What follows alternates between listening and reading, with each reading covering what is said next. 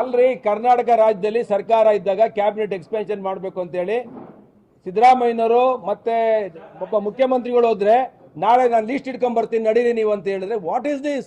What is happening in Karnataka?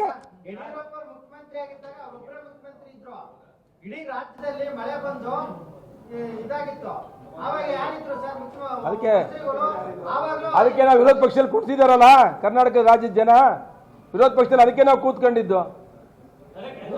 ಅದಕ್ಕೆ ಮಾಡಿ ಅಂತ ಹೇಳ್ತಿದೀವಲ್ಲ, ಈಗ ಅದಕ್ಕೆ ನೀವು ಹಿಂದೆ ಆಗಿತ್ತು ಅಲ್ಲ, ಇವತ್ತು ಕರ್ನಾಟಕದ ರಾಜ್ಯದ ಜನ ಅಲ್ಲ ರೈತರ ಸಂಕಷ್ಟದಲ್ಲಿದ್ದಾಗ ಹಣ ಬಿಡುಗಡೆ ಮಾಡಿ ಅಂತ ಹೇಳಿ ನಾವು ಡಿಮ್ಯಾಂಡ್ ಮಾಡ್ತಿದ್ದೀವಿ ಡಿ ಕೆ ಶಿವಕುಮಾರ್ ಸರ್ಕಾರಕ್ಕೆ.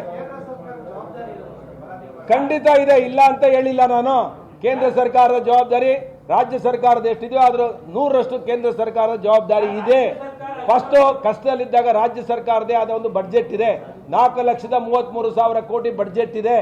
ಇವತ್ತು ಯಾವ ಭಾಗ್ಯಗಳಿದೆ ಅದನ್ನ ಫಸ್ಟ್ ನಿಲ್ಲಿಸಿ, ತಕ್ಷಣ ತಾತ್ಕಾಲಿಕವಾಗಿ ನಿಲ್ಲಿಸಿ, ರೈತರ ಕಷ್ಟದಲ್ಲಿರುವಂತ ಅನ್ನದಾತನ ಕಷ್ಟಕ್ಕೆ ಬನ್ನಿ ಅಂತ ಹೇಳಿ ನಾನು ಡಿಮ್ಯಾಂಡ್ ಮಾಡ್ತಾ ಇದ್ದೀನಿ ಹೊರತು ನಾನು ಈಗ ತಕ್ಷಣ ಪರಿಹಾರ ಕೊಡಿ.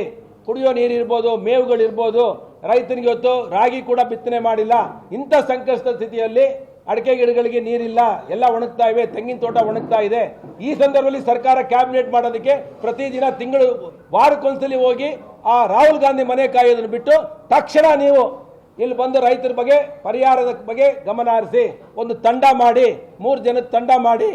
ಯಾರ್ಯಾರ್ದು ಕೃಷಿ ಮಂತ್ರಿಗಳು ಇಲ್ಲ, ತೋಟಗಾರಿಕೆ ಮಂತ್ರಿ ಇಲ್ಲ, ಯಾರು ನೋಡೋಕ್ಕಾಗುತ್ತೆ ಇದಕ್ಕೆ? ಅದಕ್ಕೆ ಒಂದು IAS ನುರಿತ IAS ಟೀಮ್ನ ಕಳಿಸಿ ಒಂದು ವರದಿ ತರಿಸ್ಕೊಂಡು ರಾಜ್ಯ ಕೇಂದ್ರ ಸರ್ಕಾರಕ್ಕೂ ಕಳಿಸಿ. ಕೇಂದ್ರ ಸರ್ಕಾರದಲ್ಲಿ ನಮ್ಮ ಸಂಸದರು ನಮ್ಮ ಮಂತ್ರಿಗಳು ಮಾತಾಡ್ತಾರೆ, ನಾವೆಲ್ಲರೂ ಕೂಡ ಬರ್ತೇವೆ ನಿಮ್ಮ ಜೊತೆ ಡೆಲಿಗೇಷನ್ಗೆ.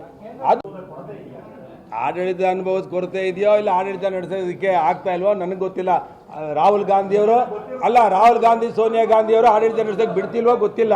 ಅವ್ರಿಗೆ ಫ್ರೀ ಹ್ಯಾಂಡ್ ಕೊಟ್ಟು ಡಿ ಕೆ ಶಿವಕುಮಾರ್ ಅವ್ರಿಗೆ ಫ್ರೀ ಹ್ಯಾಂಡ್ ಕೊಟ್ಟು ಆಡಳಿತ ನಡೆಸೋಕೆ ಬಿಡ್ತಾ ಇದ್ದಾರೋ ಇಲ್ವೋ ಅದು ಗೊತ್ತಿಲ್ಲ. ನೀವು ಅವ್ರನ್ನೇ ಕೇಳಬೇಕು, ಡಿ ಕೆ ಶಿವಕುಮಾರ್ ಅವ್ರನ್ನ, ರಾಹುಲ್ ಗಾಂಧಿ ಅವ್ರನ್ನ.